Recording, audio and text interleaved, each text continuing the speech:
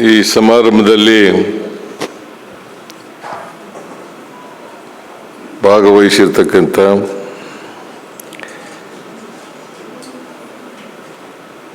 ಹಿರಿಯರು, ಖ್ಯಾತ ಸಾಹಿತಿಗಳು ಆದಂಥ ಶ್ರೀ ಅಂಪ ನಾಗರಾಜಯ್ಯ ಅವರ, ಈ ಸಮಾರಂಭದ ಅಧ್ಯಕ್ಷತೆ ವಹಿಸಿರ್ತಕ್ಕಂಥ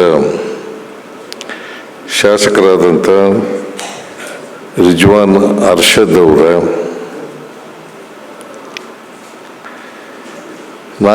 ನಾಟಕ ಅಕಾಡೆಮಿಯ ಅಧ್ಯಕ್ಷರಾದಂಥ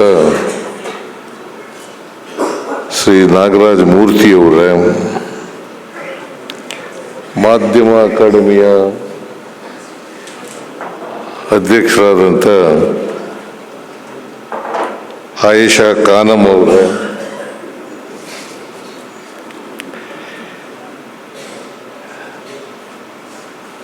ವಾರ್ತಾ ಮತ್ತು ಪ್ರಚಾರ ಇಲಾಖೆಯ ಕಾರ್ಯದರ್ಶಿಗಳಾದಂಥ ಶ್ರೀಮತಿ ಕಾವೇರಿಯವರ, ವಾರ್ತಾ ಮತ್ತು ಪ್ರಚಾರ ಇಲಾಖೆಯ ಆಯುಕ್ತರಾದಂಥ ಶ್ರೀ ಹೇಮಂತ್ ನಿಂಬಾಳ್ಕರ್ ಅವರ,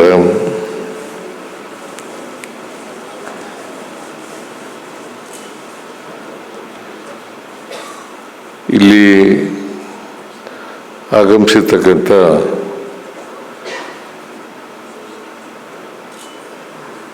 ಪತ್ರಕರ್ತ ಮಿತ್ರರ, ಮಾಧ್ಯಮದ ಪ್ರತಿನಿಧಿಗಳ,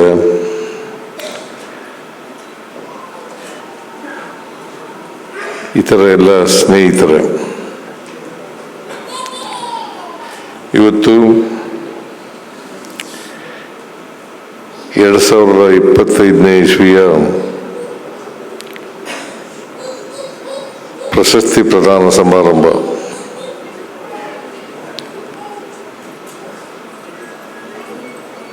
ಈ ಸಮಾರಂಭವನ್ನು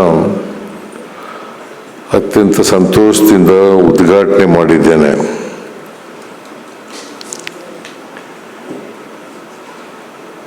ಯಾರ್ಯಾರು ಪ್ರಶಸ್ತಿಗೆ ಭಾಜನರಾಗಿದ್ದಾರೆ ಅವರೆಲ್ಲರಿಗೂ ಕೂಡ ಸರ್ಕಾರದ ವತಿಯಿಂದ ಅಭಿನಂದನೆಗಳನ್ನು ಹೇಳಲಿಕ್ಕೆ ಬಯಸ್ತಾ ಇದ್ದೇನೆ.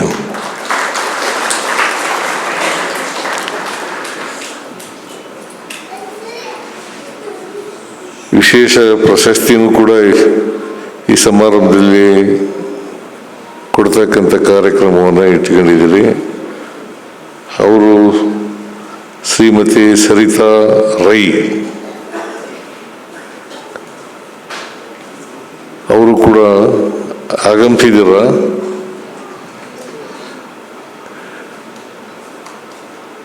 ಅವ್ರಿಗೂ ಕೂಡ ಅಭಿನಂದನೆಗಳನ್ನು ವಿಶೇಷವಾಗಿ ಸಲ್ಲಿಸಲಿಕ್ಕೆ ಬಯಸ್ತಾ ಇದ್ದೇನೆ.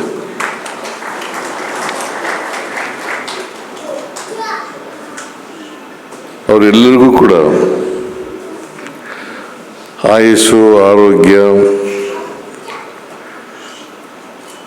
ಐಶ್ವರ್ಯ ಹೇಳಬೇಕೋ ಬೇಡೋ ಗೊತ್ತಿಲ್ಲ, ಐಶ್ವರ್ಯ ಕೊಡಲಿ ಅಂತೇಳಿ ಈ ಸಂದರ್ಭದಲ್ಲಿ ಆಶಿಸ್ತೇನೆ. ಪ್ರತಿ ವರ್ಷ ಮಾಧ್ಯಮ ಮಿತ್ರರಿಗೆ ಪ್ರಶಸ್ತಿಗಳನ್ನು ಕೊಡ್ತಕ್ಕಂಥ ಕಾರ್ಯಕ್ರಮವನ್ನು ಮಾಧ್ಯಮ ಅಕಾಡೆಮಿಯವರು ಮಾಡ್ಕೊಂಡು ಬರ್ತಾ ಇದ್ದಾರೆ. 2025 ಕೂಡ ಮಾಧ್ಯಮ ಪ್ರಶಸ್ತಿಗಳನ್ನು ಕೊಡ್ತಕ್ಕಂಥ ಕೆಲಸವನ್ನು ಮಾಧ್ಯಮ ಅಕಾಡೆಮಿಯವರು ಮಾಡ್ತಾ ಇದ್ದಾರೆ. ಮಾಧ್ಯಮ ಅಕಾಡೆಮಿಯವರಿಗೆ ಧನ್ಯವಾದಗಳನ್ನು ಈ ಸಂದರ್ಭದಲ್ಲಿ ಹೇಳಲಿಕ್ಕೆ ಬಯಸ್ತಾ ಇದ್ದೇನೆ.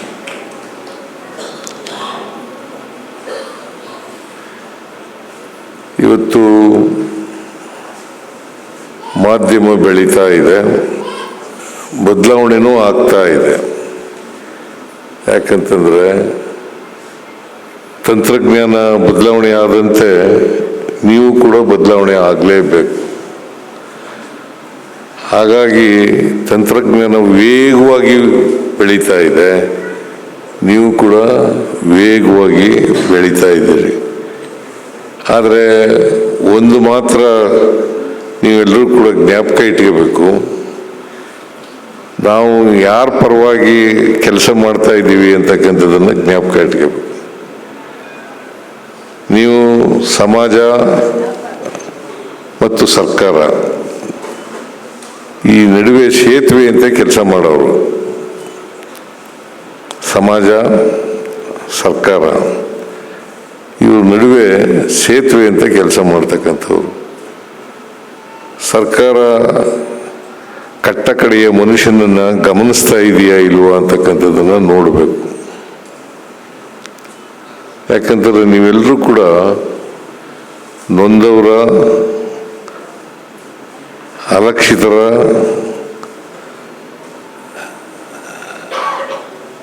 ಬಡವರು, ದಲಿತರು, ಹಿಂದುಳಿದವರು, ಸಮಾಜದಲ್ಲಿ ಯಾರು ಕಟ್ಟ ಕಡೆಯ ಮನುಷ್ಯ ಇದ್ದಾರೆ ಅವರ ಪ್ರತಿನಿಧಿಗಳಾಗಿ ಕೆಲಸ ಮಾಡಬೇಕು. ಅವರು ನೋವು ನಿಲುವುಗಳಿಗೆ ಸ್ಪಂದಿಸ್ತಕ್ಕಂಥ ರೀತಿಯಲ್ಲಿ ಕೆಲಸ ಮಾಡಬೇಕು. ಆಗ ಮಾತ್ರ ನಿಮ್ಮ ವೃತ್ತಿ ಧರ್ಮವನ್ನು ನೀವು ಪಾಲನೆ ಮಾಡ್ತಾ ಇದ್ದೀರಿ ಅಂತಕ್ಕಂಥ ಮಾತುಗಳನ್ನು ಹೇಳಲಿಕ್ಕೆ ಬಯಸ್ತಾ ಇದ್ದೇನೆ.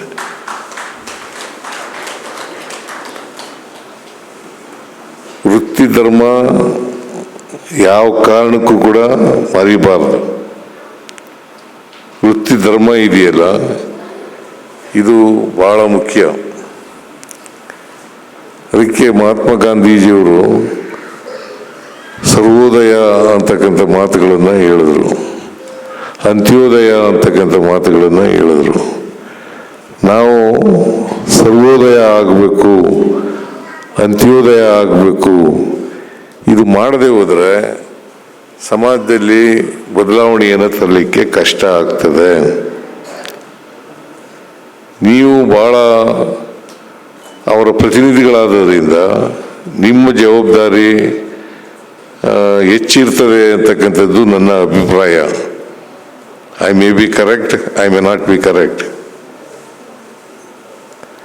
ಯಾಕಂತಂದರೆ ನೀವು ಸಮಾಜದಲ್ಲಿ ಜಾಗೃತಿಗೊಳಿಸ್ತಕ್ಕಂಥವ್ರು, ಜನರಿಗೆ ಮಾಹಿತಿಯನ್ನು ಕೊಡ್ತಕ್ಕಂಥವ್ರು, ಸಮಾಜದಲ್ಲಿ ಸರ್ಕಾರದಲ್ಲಿ ಏನು ನಡೀತಾ ಇದೆ ಅಂತಕ್ಕಂಥ ವಿಚಾರಗಳನ್ನು ಜನರಿಗೆ ಬಡ್ಡಿ ಕೊಂಡೋಗ್ತಕ್ಕಂಥ ಕೆಲಸವನ್ನು ಮಾಡಬೇಕು. ಈಗ ನಮಗೆ ನಮ್ಮ ದೇಶಕ್ಕೆ ಸ್ವಾತಂತ್ರ್ಯ ಬಂದು ಸುಮಾರು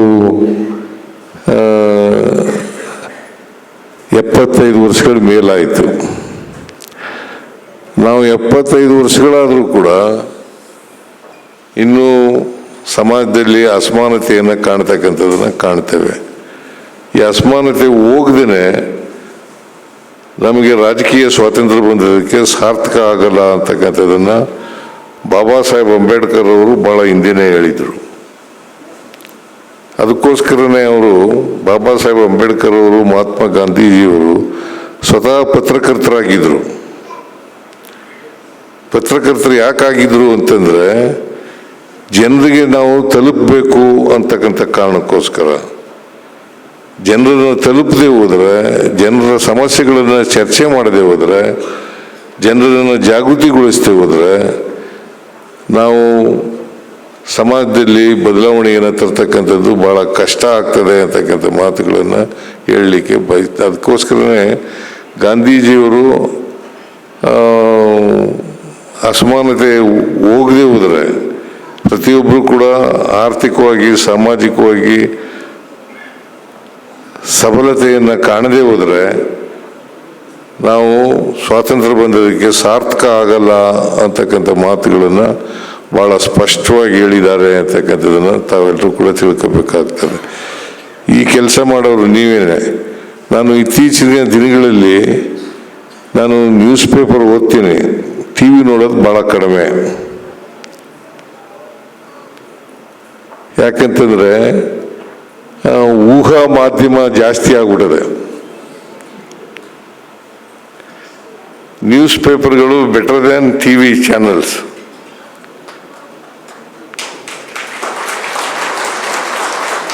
ಅದಕ್ಕೆ ಬೆಳಿಗ್ಗೆ 1 ಗಂಟೆ ನ್ಯೂಸ್ ಪೇಪರನ್ನು ಓದ್ತೇನೆ. ಅದು ಓದೇನೆ ಮುಂದಿನ ಕೆಲಸ ಮಾಡೋದು ನಾವು. ಸೊ ಯಾಕಂತಂದರೆ ಹೆಚ್ಚು ನಂಬಿಕೆ ಇಟ್ಕೊಂಡಿರೋದು ನ್ಯೂಸ್ ಪೇಪರ್ಗಳ ಮೇಲೆ. ಅದು ದಿನಪತ್ರಿಕೆ ಇರ್ಬೋದು, ವಾರಪತ್ರಿಕೆ ಇರ್ಬೋದು, ಮಾಸಪತ್ರಿಕೆ ಇರ್ಬೋದು, ಯಾವ ಪತ್ರಿಕೆಗಳೇ ಇರಲಿ, ಆ ಪತ್ರಿಕೆಗಳನ್ನು ಓದ್ತಕ್ಕಂಥದ್ದು ಭಾಳ ಕಡಿಮೆ. ನಾನು ಟಿ ವಿ ನೋಡೋದೇ ಇಲ್ಲ ಅಂತೆಲ್ಲ, ನೋಡ್ತೇನೆ. ರಾತ್ರಿ 10ರಿಂದ 11 ಗಂಟೆವರೆಗೂ ನೋಡ್ತೇನೆ. ಈ ಬೇರೆ ಸಂದರ್ಭಗಳಲ್ಲಿ ಟಿ ವಿ ನೋಡೋದು ಭಾಳ ಕಡಿಮೆ. ಅದರಿಂದ 10ರಿಂದ 11. ಈಗ ಮಹಾತ್ಮ ಗಾಂಧೀಜಿಯವರು,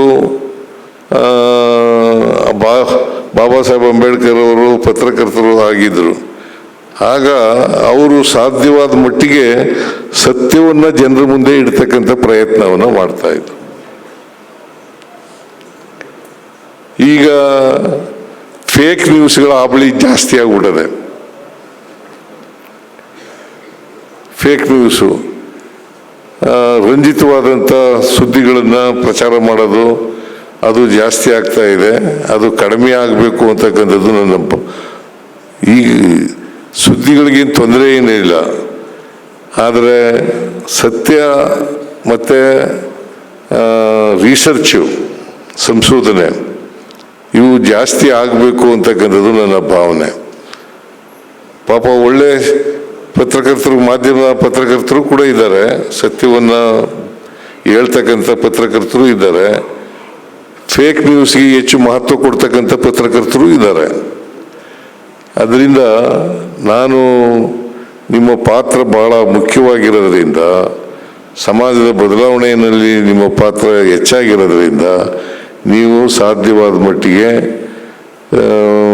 ಫೇಕ್ ನ್ಯೂಸನ್ನು ಅವಾಯ್ಡ್ ಮಾಡಿ ಸತ್ಯವನ್ನು ಜನರ ಮುಂದೆ ಇಡ್ತಕ್ಕಂಥ ಪ್ರಯತ್ನವನ್ನು ಮಾಡಬೇಕು ಅಂತಕ್ಕಂಥದ್ದು ನನ್ನ ಅಭಿಪ್ರಾಯ ಅಂತಕ್ಕಂಥ ಮಾತುಗಳನ್ನು ಈ ಸಂದರ್ಭದಲ್ಲಿ ಹೇಳಲಿಕ್ಕೆ ಬಯಸ್ತಾ ಇದ್ದೇನೆ. ಸೊ ಅದರಿಂದ ನಾನು ಯಾವುದೇ ಒಂದು ಗುಂಪಿನ ಅಥವಾ ಒಂದು ಐಡಿಯಾಲಜಿಗೆ ಮಾರು ಹೋಗ್ತಕ್ಕಂಥ ಕೆಲಸವನ್ನು ಮಾಡಬಾರದು ಅಂತಕ್ಕಂಥದ್ದು ನನ್ನ ಭಾವನೆ. ವಸ್ತುಸ್ಥಿತಿ ಏನಿದೆ, ವಾಸ್ತವಾಂಶ ಏನಿದೆ, ಅದನ್ನು ಜನರ ಮುಂದೆ ಇಡ್ತಕ್ಕಂಥದ್ದು ಅತ್ಯಂತ ಅವಶ್ಯ. ಆಗ ಮಾತ್ರ ಜನ ಬದಲಾವಣೆ ಆಗಲಿಕ್ಕೆ ಸಾಧ್ಯ ಆಗ್ತದೆ ಅಂತಕ್ಕಂಥ ಮಾತುಗಳು. ಅದರಿಂದ ನಾವು ಸರ್ಕಾರನ ನೀವು ಟೀಕೆ ಮಾಡೋದಕ್ಕೆ ನಮ್ಮದೇನು ತಕರಾರಿಲ್ಲ, ಆದರೆ ಸತ್ಯ ಹೇಳ್ತಕ್ಕಂಥ ಕೆಲಸವನ್ನು ಮಾಡ್ತಕ್ಕಂಥದ್ದು ಅತ್ಯಂತ ಅವಶ್ಯ. ಇದನ್ನು ಎಲ್ಲ ಮಾಧ್ಯಮದವರು ಕೂಡ ಮಾಡಬೇಕು ಅಂತಕ್ಕಂಥ ಮಾತುಗಳನ್ನು ಈ ಸಂದರ್ಭದಲ್ಲಿ ಹೇಳಿ, ಉತ್ತಮವಾದಂಥ ಪತ್ರಕರ್ತರು ಇದ್ದೀರಿ, ಊಹಾ ಮಾಧ್ಯಮವನ್ನು ಮಾಡ್ತಕ್ಕಂಥವರು ಕೂಡ ಇದ್ದೀರಿ, ಫೇಕ್ ನ್ಯೂಸನ್ನು ಮಾಡ್ತಕ್ಕಂಥವ್ರು ಕೂಡ ಇದ್ದೀರಿ, ಅದನ್ನೇ ಸತ್ಯ ಅಂತಕ್ಕಂಥ ಬಿಂಬಿಸ್ತಕ್ಕಂಥ ಪ್ರಯತ್ನ ಮಾಡ್ತಕ್ಕಂಥವ್ರು ಕೂಡ ಇದ್ದೀರಿ. ಅದು ಆಗಬಾರ್ದು ಅಂತಕ್ಕಂಥ ಮಾತುಗಳನ್ನು ಈ ಸಂದರ್ಭದಲ್ಲಿ ಹೇಳಿ, ನಾನು ಹೆಚ್ಚು ಮಾತನಾಡಲಿಕ್ಕೆ ಹೋಗಲ್ಲ, ಬಿಕಾಸ್ ತಡವಾಗಿ ಬಂದೆ. ನನಗೆ ಮೈಸೂರಿಗೆ ಹೋಗಿದ್ದೆ ಇವತ್ತು. ಮೈಸೂರಿಗಿಂದ ಬಂದು ಸ್ವಲ್ಪ ಹೊತ್ತು ಮಲಗೋಣ ಅಂತಂದರೆ ಜಾಸ್ತಿ ಮಲಗ್ಬಿಟ್ಟೆ.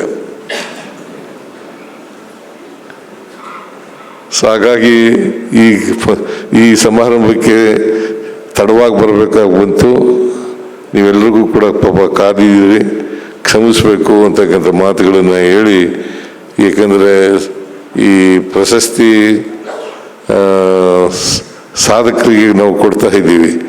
ಅವರೆಲ್ಲರೂ ಕೂಡ ಪಾಪ 5:30 ಈ ಫಂಕ್ಷನ್ ಇತ್ತಲ್ವ, 5:30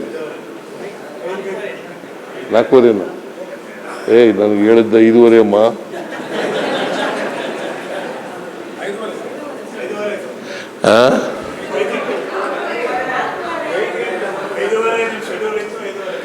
ಐದುವರೆಗೆ. ಸೊ ಅದರಿಂದ ನಿಮ್ಮಲ್ಲಿ ಕ್ಷಮೆ ಕೋರಿ ನನ್ನ ಮಾತುಗಳನ್ನು ಮುಗಿಸ್ತೇನೆ.